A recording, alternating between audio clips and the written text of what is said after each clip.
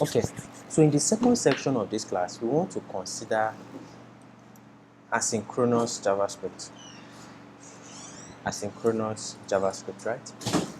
Now, you will agree with me that the things that we have been talking about before now, if you have a function like this, when we say console.log, right? Console.log2, right? Then we have console.log3. Which one will print first? 2 will print first, happy? Then 3 will print first.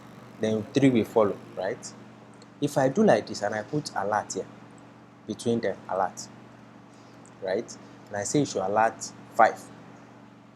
You will agree with me that 2 will, the first one will print, that's line 3 will print, line 4 will print, then line 5 will print, right? You agree? So let's first of all demonstrate that. I'll close my, okay, so this is my terminal now.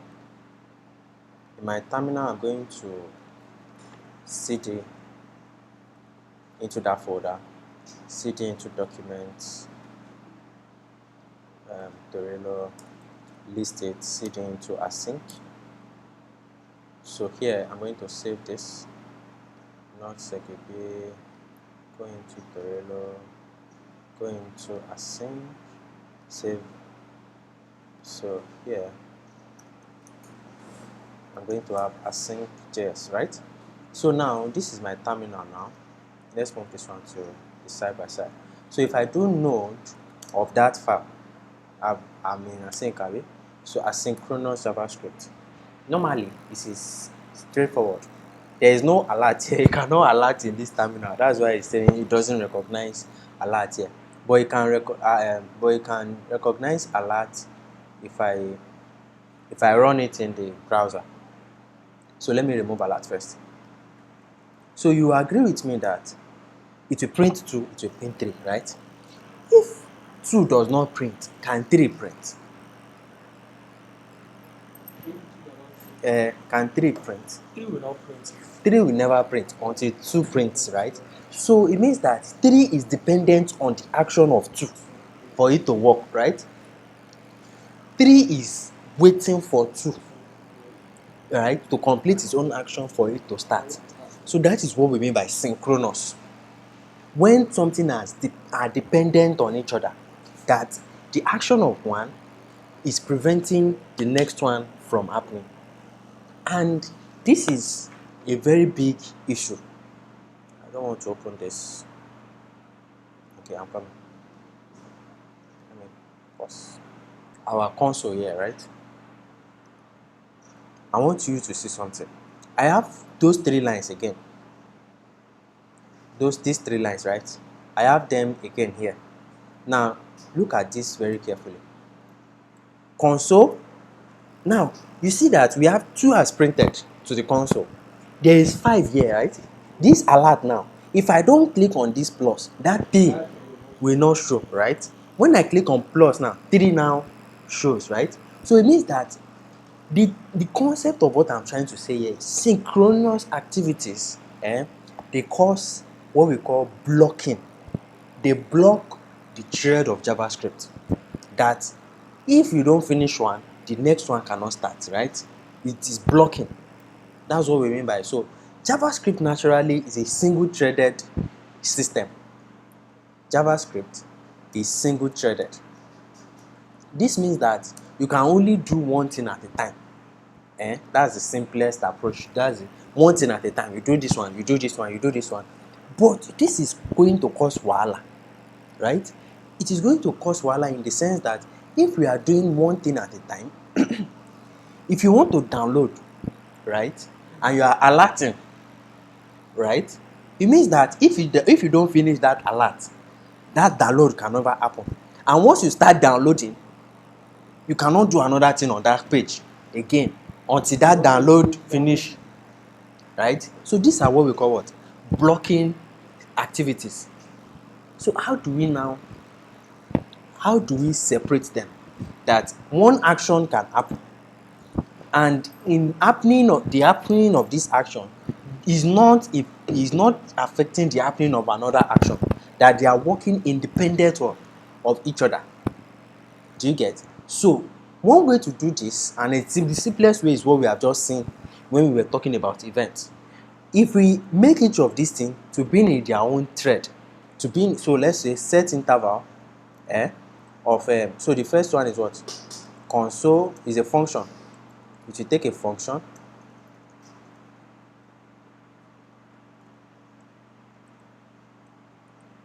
and then this one, just do it 2,000 times, abi? I say 2,000 times, every 2 seconds. This one is set interval. This one is set interval. That means it will be repeating, right? Set interval. So console dot log of what? Console dot log of every 2 seconds, right? That's this one, isn't it? Every 2 seconds. So let me close this. Every 2 seconds. Now I'm not done. No. I want to alert after 5 seconds. So set timeout. This one is not set interval. This one is set interval. We continue doing it. Abi? We continue. It will never stop. Set timeout, we just do it once and go away. Right? So this one I want to do it after 6 seconds. Right? Or let's do 7 seconds. After 7 seconds. And this one I want to alerting after 7 seconds, right? After 7 seconds. So those are two things, right, that we have. Now, you will agree with me that if you were synchronous, right? If I run console after 2 seconds, alert after 7 seconds. 2 seconds we print first, then 7 seconds we print. Now, console, don't go. Console.log of what? Print something. Now, the question now is, which one will print first? In what order are these things going to print? Are these things going to work? Oh, yeah. We are printing everything from here. If I run this code now, how will it run? That's what I'm asking. This one will print first. Which Print one? something. We Show first. Why? Because every 2 seconds. Okay, so this one is coming after 2 seconds. Yes. This one is coming after 7 seconds. seconds. This one is coming immediately. So when I run it now, this one will just run one and go away. Then that one will wait for 2 seconds and go. And then that one will wait for 7 seconds and go. So when I run it now, print something, then every 2 seconds, every 2 seconds, every 2 seconds, then alert. Right? Now, because this is alert now, this one cannot print again. Because this action is blocking our thread. Right? So when I close this one now, that one every 2 seconds will continue again now. Right? It's now continuing and it will never stop. Right? But it should be able to stop actually. We have to clear our interval. But we do not collect our timer from this. So the only way to do this now is to just reload so that it will go. But so what I'm trying to drive us here is that if you look at that second code now, this code, you realize that they are independent of each other. Right? They are independent of each other. And this is the importance of of data. Right? Especially in that time when we were trying to doing events. If you notice, something was slow that time when we were running. We were fetching online, abi? We were fetching online all those images. We have the URL and we were fetching it online and they were slow. Right? Let me show you again. And they were slow. Where is this? In API. Is it API? It's CircuitP. So inside this place now, let me open in browser. So you will notice now, the stuffs were slow because they were loading, right? As it was loading, one has to finish loading before the next can start working, right? So they were blocking each other. That is why, because all the images have not finished loading, that is why the page was now hanging, which is a big wahala. You don't want your page to hang, right? You want it to be fast. Like everything should load, right? Everything should load as fast as possible, right? As you keep reloading this thing, it will now start becoming slow and slow and slow, right? So you want to separate that. Each of them should work independently. They should not load on the same thread, right? So we have some tools available to us to make it work. So first things first is we are already familiar with functions, right? Now, so we are already familiar with, if you have a function like this, function A, right? Function A console.log A. This is A, right? We are already familiar with this. Now, if you have a function that is taking another function as parameter, what do we call it? We have a function. Function. So this is a function now, right? This function is just, let's just say function name. Let's call it name. Now this is taking a parameter, right? It's taking an argument. So like now, let's say this is addition, add, right? We need add. We take two parameters, right? When you are adding, it's a binary operator. So it means that you must supply two parameters for it to work. So you need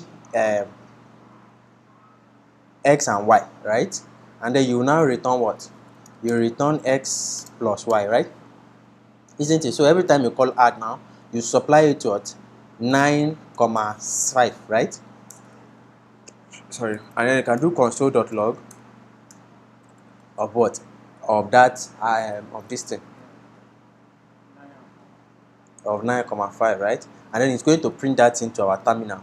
So here, when we do the same thing, it's going to print that into our terminal, which is 14. That's 9,5, right? Now, we are left with this guy, such that if you have a function, and we have seen it, we saw it in interval, set timeout. We saw it in event that we just finished now. If you have a function that is taking another function as parameter, do you get that? So we have a function like this now. Let me show you events, right? This is a function, add event listener. It is taking this first parameter is what?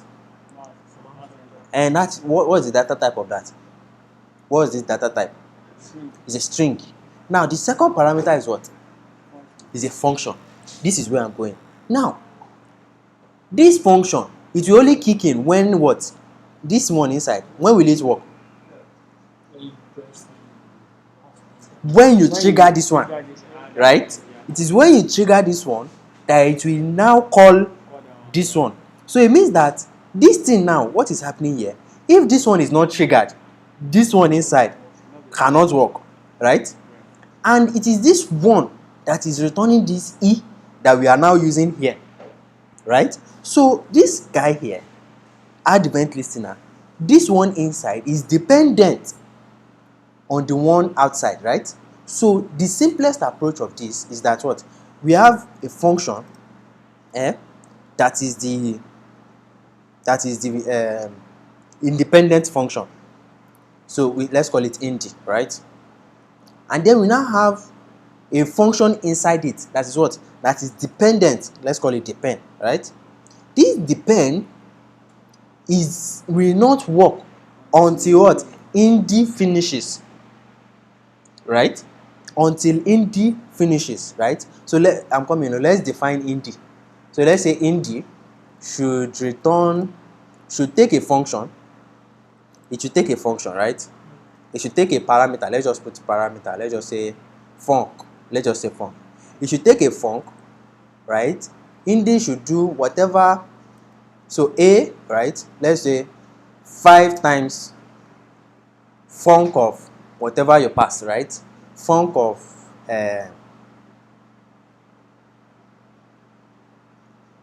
I'm coming. I want to see something.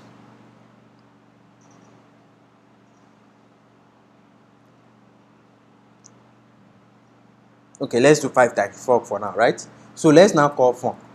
Let's say function dependent, right? Depend. This function, right? It should return 4, right? It should return 4 for now. So so now I want to say, if I want to call independent now, indi, right? I will pass in depend, right? Which is a function, right? If I punch in depend, what will this thing return for us? What will this print? 4. It will not return No, it 4. will return 20. Console.log of indi, right? Of this. Let me remove this one. Where is this guy? It will return 20. Now it's returning 20 because indi here, we are calling indi, right? This depend, which is this one, right? We are calling in depend. Depend will return 4, right? So this one will now become 4. That's 4 times 5, which will become 20. So this indi that we are calling here will now eventually return 20. What are we doing here? Here, what we are saying is we are writing a function that is taking another function as parameter, right? So here we are calling it higher order function, right? So this is function higher order function. That's the one outside, is the higher order function. The one inside is what we call a callback. That's the one inside, right? So the higher order function is taking a callback. In this event here, add event listener is the higher order function. This one inside is the what? Is the callback. Are you with me? So this one inside is the callback, and this one outside is the what? Higher order functions, right? So, but we have seen that higher order function has a limitation. That both of them are what? Dependent on each other, right? They are dependent on each other. That is why they now brought in another one. They now brought in a way to prevent actions from disturbing each other, right? We want to be doing other things, and we don't want higher order function 1 to prevent ourselves from performing another function. Do you get? We want to perform several things, right? So like now, in that our web page, this is our web page, right? This down here, we want to download all this data. This is the same data, right? And we need this data again. But we are not fetching it at the same time. Their usefulness are what? Their usages are different, right? So it means that we want to access this data. And we want them to be independent of each other. Now, do we want to download it once? You know, if you download it once now, that data, you have to download it first before you can be able to use it. Do you want to download it once? If you download it once, it means you cannot use this one here, right? You cannot use this one here, right? You agree with me? Isn't it? So because you cannot use this one here, you cannot use this one here, they are conflicting, right? So you want to download separately, isn't it? Download this one separately, use it separately. Download that one separately, use it separately. Now, when you download this one separately, you want to list it. That's just what you want to do with it, right? When you download this one separately, you want to use it as a carousel, right? So the thing that you want to do with an action, it differs, right? So what you want is, when this thing finish, this thing should work, right? This thing should trigger. When this one finish, this one should trigger, right? Now, the issue is, the trigger is being blocked by this, right? And what if this one does not finish? Do you get? Like now, what if this one does not finish downloading? How will I know? The next one will not show. It will not show. That's the only thing we know, that it will not run. But is there a better way for us to know? Higher order function does not give us that opportunity to know whether something finishes, whether the first action finishes to trigger the second action, or whether the third action finishes to trigger the third action, right? So they now brought up something called promises. Promises is now here to what? To improve on what? Higher order function. What is higher order function? I want to do this thing, right? And I want to do that thing after this thing, right? That's higher order function. But it has some limitations. So they now brought promises to do what? To improve on that process. How does it do it? A promise is a JavaScript object, right? And it has states. It has 3 states. 3 states, right? The first state is pending. This is when you stay, this thing go and perform an action, go and download our data for us. That is when you have sent it to go and work. So it is what? Pending. Then it now goes to success. The job that you sent it, did it complete it? That is what? Success. It now has reject. The job that I sent it, was it not able to finish it? It now has reject. So when you see higher order function, when you see promises, it has three states. It will originally be in pending. It will now go to what? Success or what? Reject. So when you see MGN promises, right? So we handle these cases differently. If it is success or if it's what? Rejected.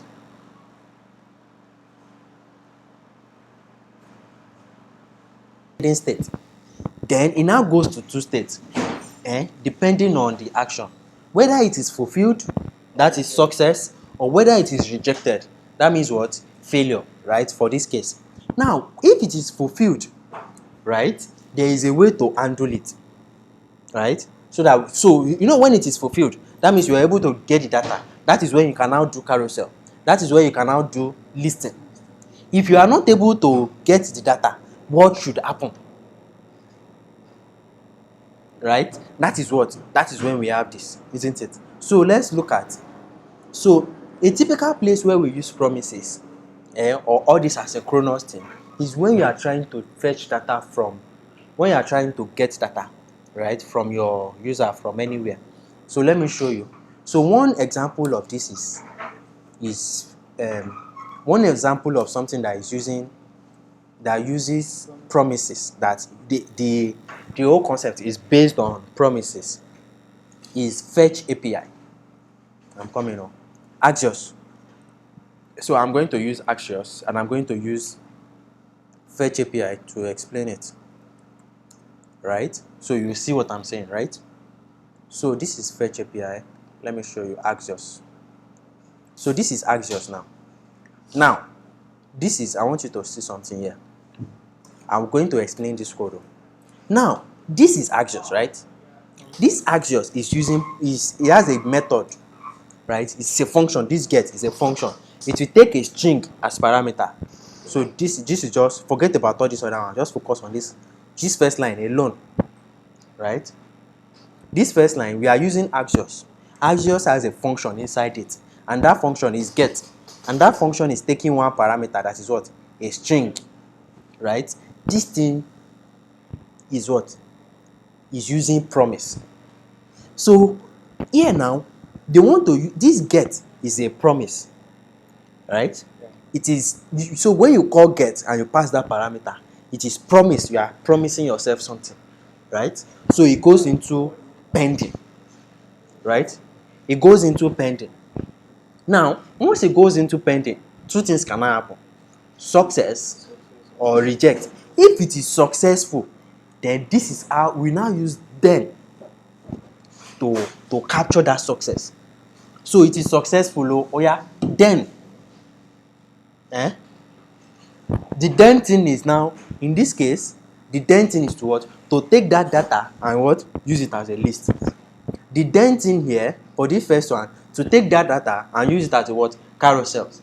That will be the then. It is now inside this then that you will now write that your carousel function, right? Or you go and call the function that will perform that carousel, right? The catch is now where you undo error. When you call this thing and it fails, right, the promise is rejected, right? If the promise is rejected, then it has failed. So here is where we now handle the error. Do you flow? So let me show you. We have the fetch API. The fetch API is also working on what? Promise. So look at here. No, it has run away. Using fetch, right? Using fetch. Just wait. Using fetch. So using fetch is also what? Based on promise. Now the difference is this. This fetch API, it can only work on the web. Like alert. You know alert now is only working on the web. So this fetch API is also what? only for the web, when you are targeting the web, right? But Axios, we use Axios for backend, for fetching data. They do the same job. They are exactly the same thing. They are implemented almost the same way, using the same architecture. Look at here too. Can you see? Look at Axios. Axios get, then catch, right? They just expand. Look at here. Can you see? Is this almost is the same thing? The only difference is what? If you remove this place now, fetch here.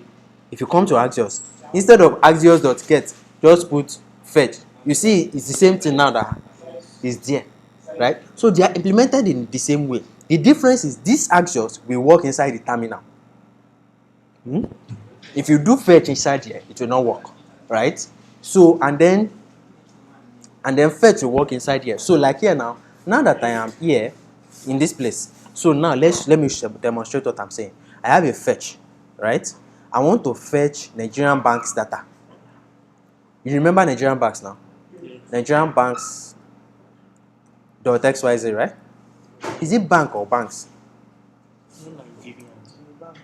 Nigerian now, Nigerian banks .xyz, right? Nigerian banks. Oh yeah now.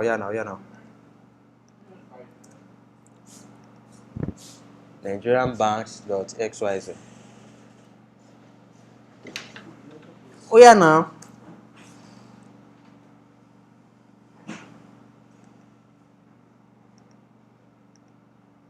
Why is this now?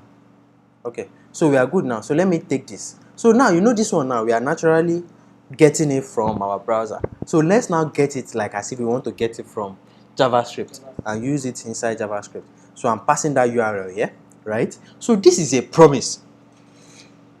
And what is a promise? I promise to get this data for you, right?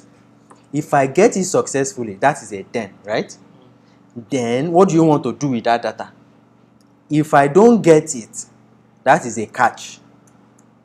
What do you want to do when you don't get it? So that is why you now have to do a function inside of it, right? The function is taking the response. That means whatever you are getting as response when you make that fetch request originally, right? So if you get it, so you see now, assuming we use our higher order function. You know now, if it is our higher order function, we have to pass two functions inside our, as parameter inside our higher order function, right? But how do we now know which one should we call and when should we call it? Do you get? So here now, currently, let me remove this. I'm not doing anything here. All I want to do now is just console.log of what? Console.log of what? No, of the response. You know, this line one has gone to make the what's it called? This one, we are now fetching a particular information. So we want to see. So if it is successful, it will return something for us. And it should return that data for us if it is successful. If it is not successful, it should now return an error. You know, it is not just error. You can name it anything. No, it's like E that we were using that time. You know, you can be anything too. So here, console.one error, right? Console.one of error. So let's do this, right? When I press enter now, where did I write rubbish? I wrote rubbish. Syntax, yes, there's console.one. This is it. Console, there's plenty of console.one of one. It's a sugar coating for you. Can you see that sugar coating? It's warning. There's console.error. The same thing. It's all printing. It's just this thing that they are printing here is console.error that they are using to do it. Can you see? So it will alert you to give it red color. There's console.green that you are okay and stuff like that. It's not green, no, but you get what I'm saying. Where was I? Why did this thing on unexpected token? Oh, okay. I was thinking I was writing lambda function and I put arrow function. Okay, you want to put that arrow. Because I'm not writing lambda now. Assuming I'm writing lambda, it wouldn't. So, can you see the promise now? right? Pending. So it is originally pending because I made the request. Now we are getting an error, right? So the pending has gone to error because I said it should what? It should print error. That means it's not getting that data, right? It should print error, right? So it is originally pending. Then it went to fulfilled, right? So it has originally pending. So instead of returning data for us, it returns what? The error for us. Error failed. So now the question is, why did we get error failed? Let me run the same thing again.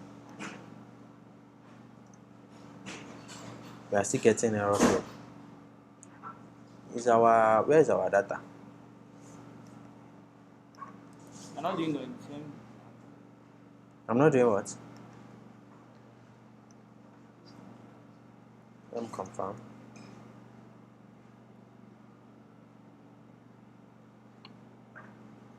That's what you asked it to do.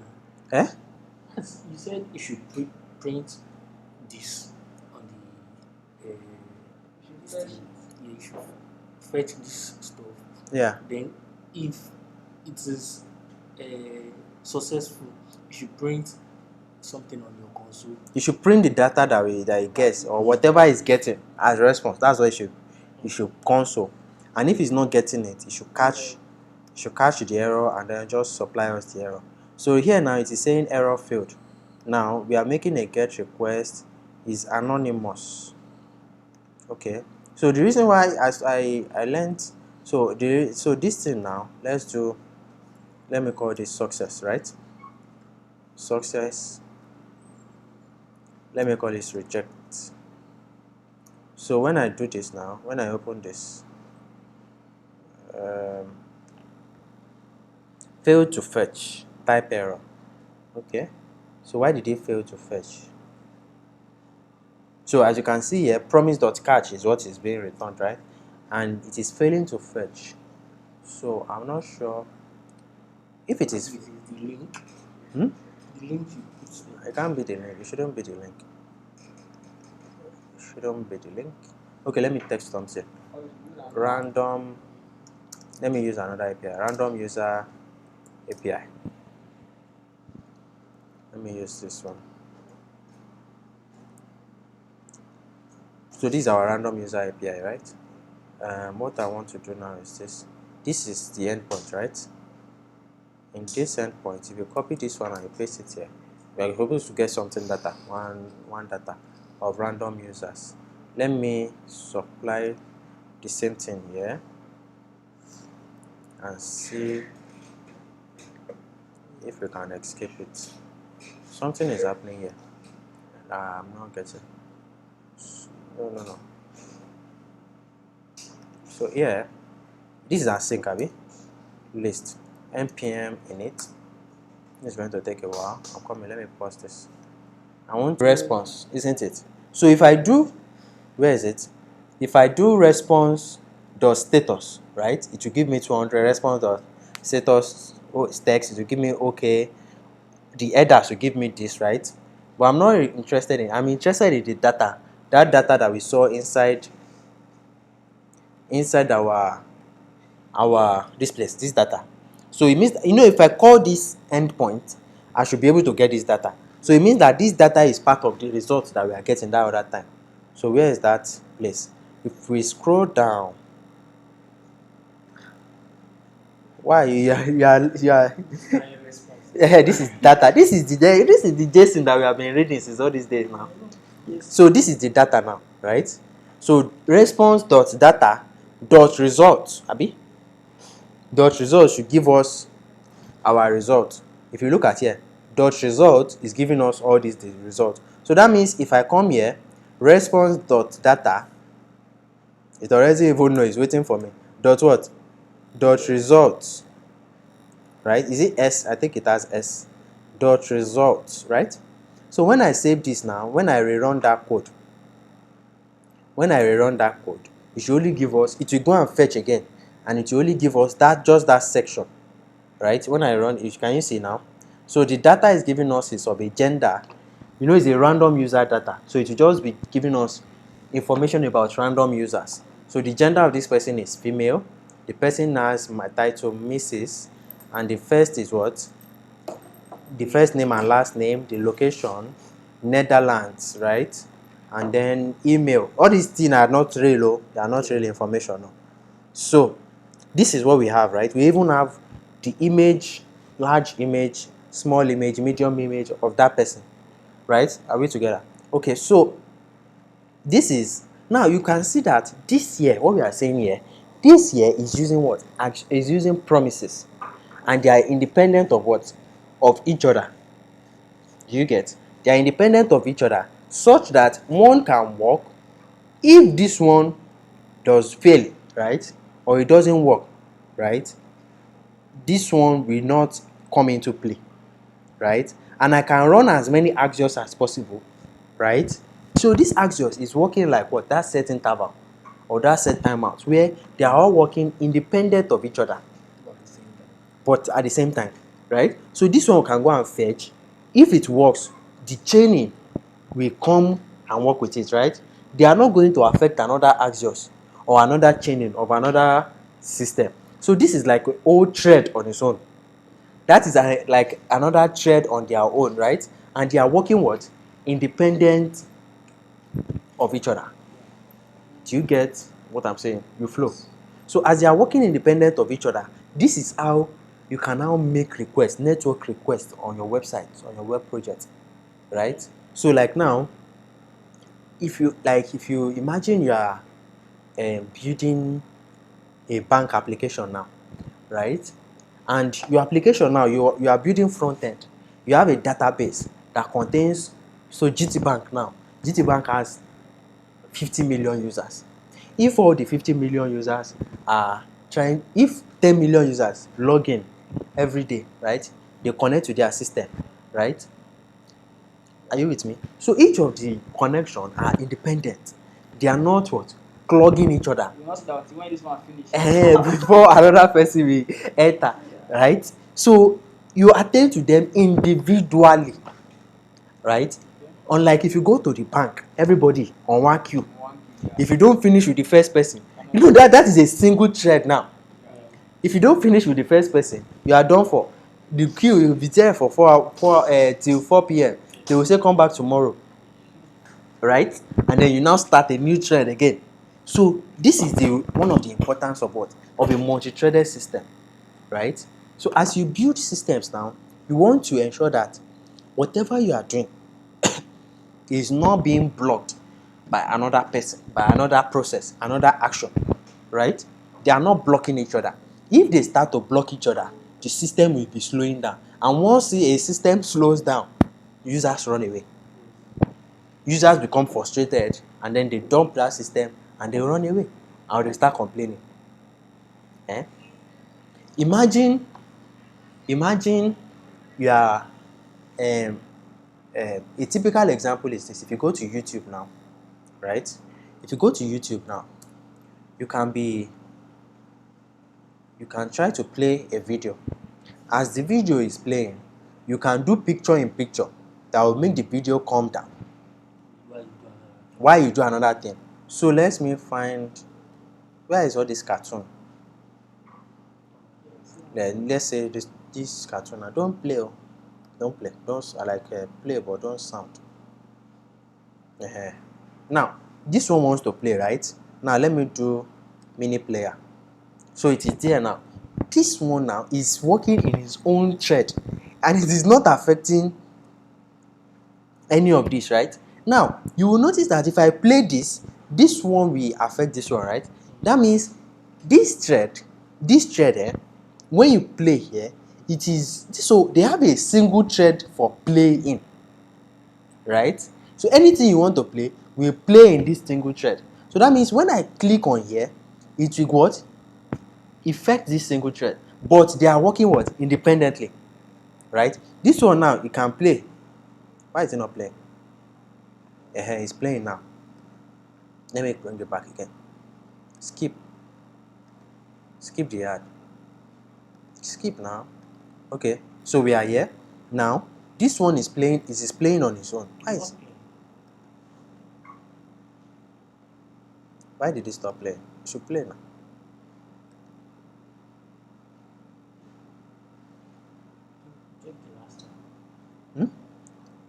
I think he's just pausing on his own, or my system that is slow. I don't think it's network.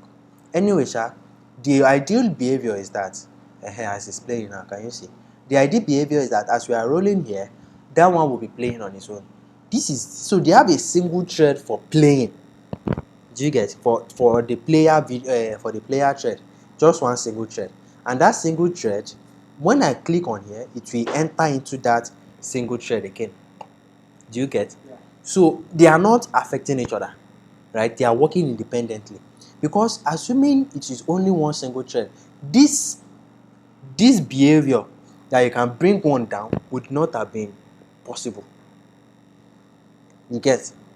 It wouldn't have been possible because everything will now be disturbing each other, and things will become flooded and stuff. Things will become flooded and stuff. So that is the idea of asynchronous. What's it called? Asynchronous JavaScript. This is just basic introduction, right? We have just seen. I'm just trying to introduce you to the concept of asynchronous JavaScript and how we use fetch to improve on what higher order functions. How we use promises to improve on higher order function. Let me now tell you that promises too has its own improvement, right? We already know that promises came to improve on higher order function. Now, it's still promises. We are not changing anything, right? They just say that it is too long to be writing fetch then catch. That it is what? Too long. They now introduced what we call what? I'm coming up. They now introduce what we call JavaScript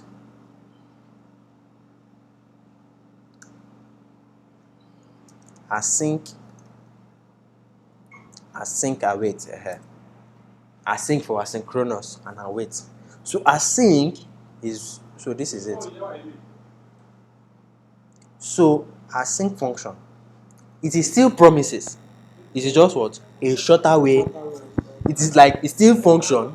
It's just what? Arrow function is what? Or lambda function is just what? A shorter way of writing. So look at it. This is a typical function, right? This is a typical function that we have seen. This function will resolve after every 2 seconds, right? They are returning a promise and they are immediately resolving it. So this promise is always resolved, right? And then they are doing a set timeout, right? So that means this promise, they are creating a promise that will go to, what's it called? Pending.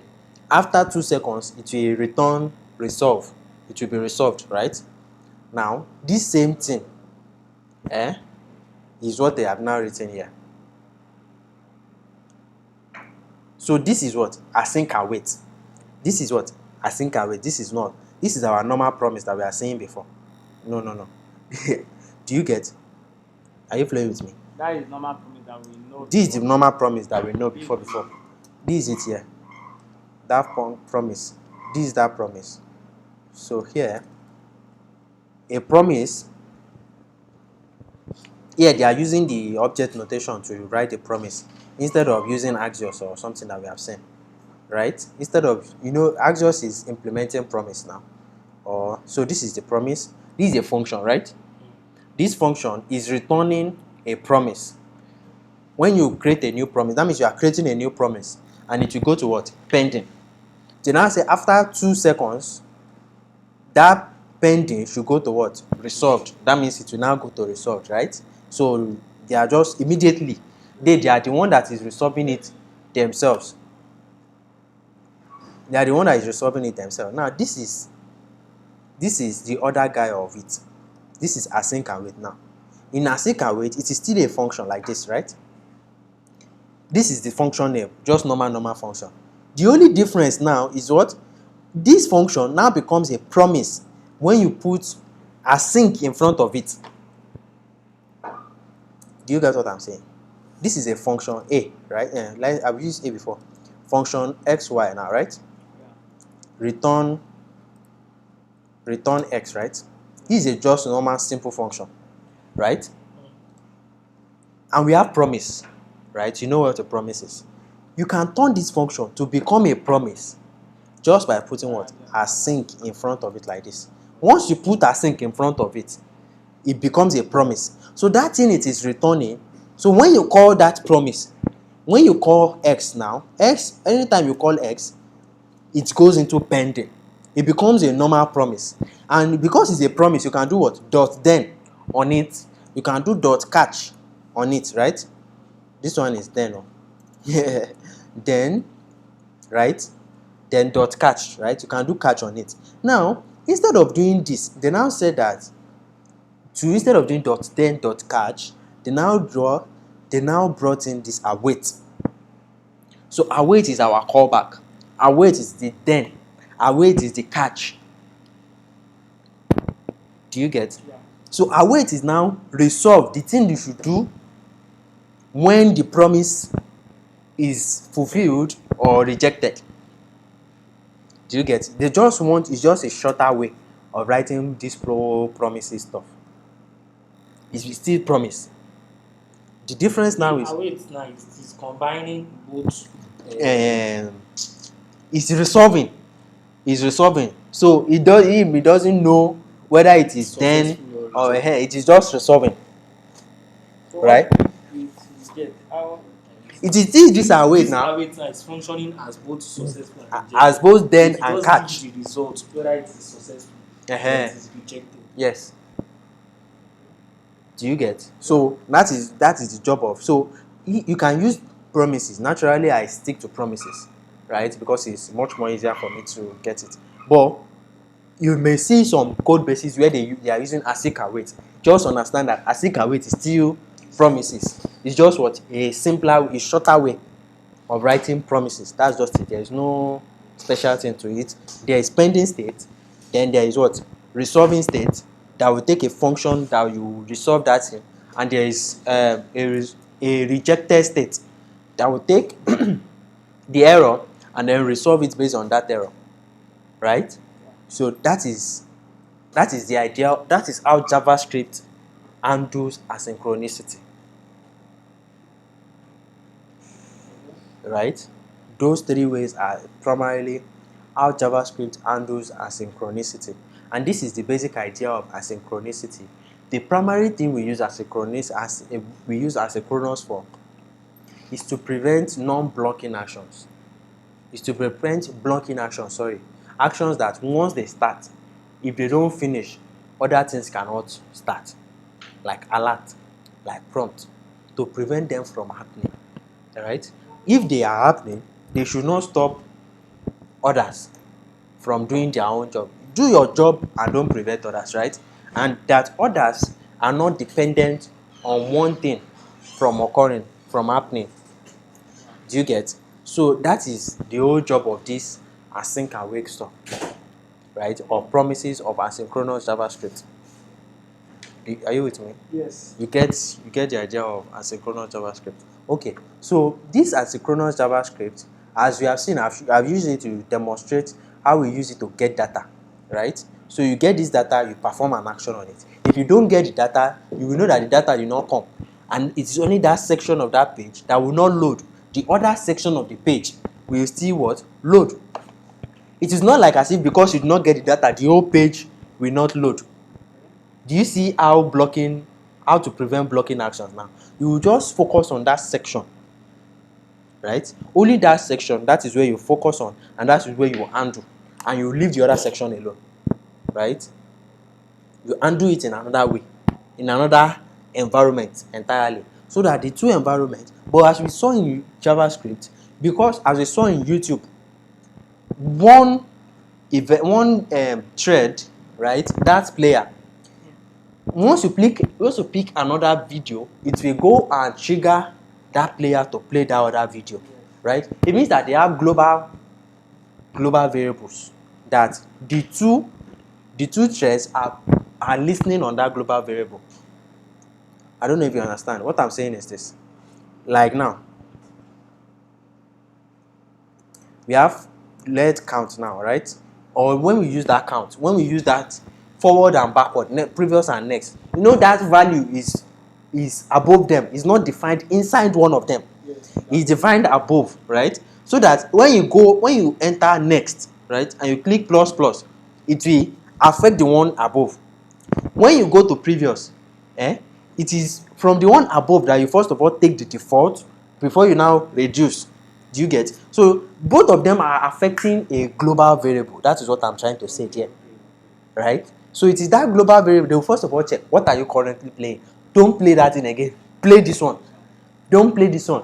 Play this one, right? So you can go to previous, go to next, but when you effect a change, it will affect on the global variable. Do you get? So that is how this works. That is why we have been able to see this our Nigerian guy here. Nigerian has gone. So this is basically the idea of asynchronous JavaScript, right? Of async function. An async function is just a normal function that has now become a promise. So actually what you are doing here is now this. Normally what you would have done is new promise, right? This is new promise, isn't it? This is a promise. Promise resolver undefined. I did not define like how to resolve this promise, whether I should go to Kinecon. It is this thing, like it is this thing that they now turn to async function something function p. Okay. So naturally, if you are going to do new promise, if you see how they did it here, can you see they created a new promise? So this whole function, the only job is just what? To return a new promise. Why should we now do all this line when we can just do one line?